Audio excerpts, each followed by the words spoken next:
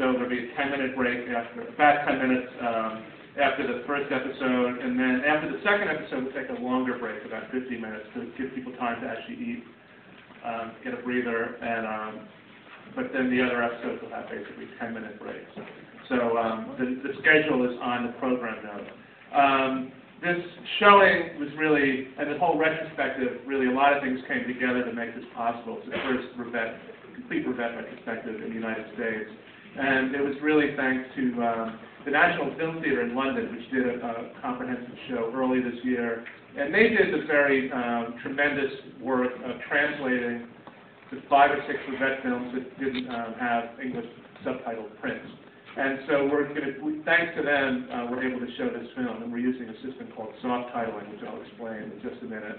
But they sort of laid the groundwork for this, and the French Embassy, the French Cultural Services Office in New York, brought in a lot of the prints and really made it possible, because only three of Rivette's films are available in regular distribution in the U.S. out of about 22.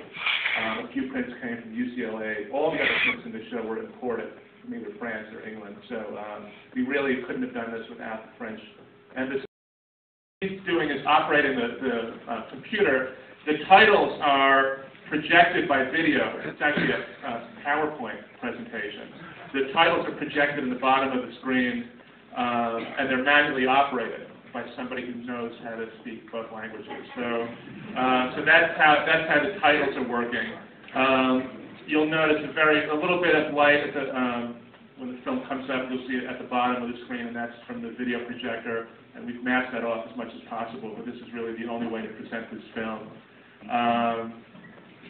And that's really it. I want to thank our assistant curator, Olivia Bloom, is not here right now, but she will be later, and she did a tremendous amount of work with this retrospective, so I want to thank her. And I think that's it. I think we're actually sticking to our schedule here. And are there any questions before we start? We're just going to have to hop right in. You all know why you're here. Okay. Apocalypse on Happy Feet across the street. So enjoy the show. Sort of work print version in 1971 at Le Havre.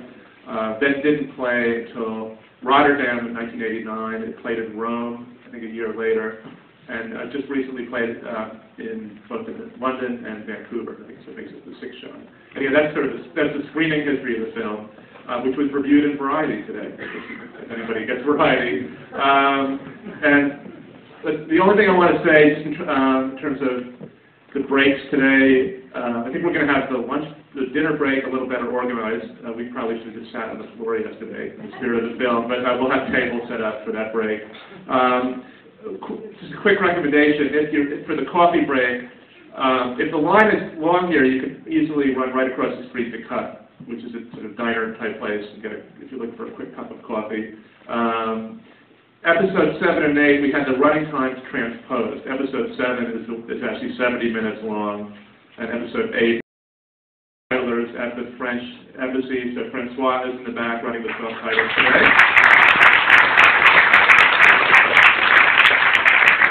Do you have a question? Or? Oh, no, just if you don't know, it was reviewed in the Times on Friday. Oh, yeah, and this was written about in the New York Times on Friday by A.O. Scott.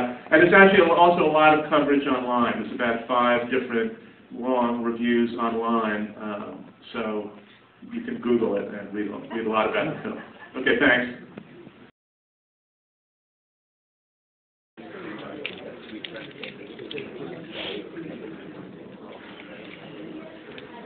Very judgmental.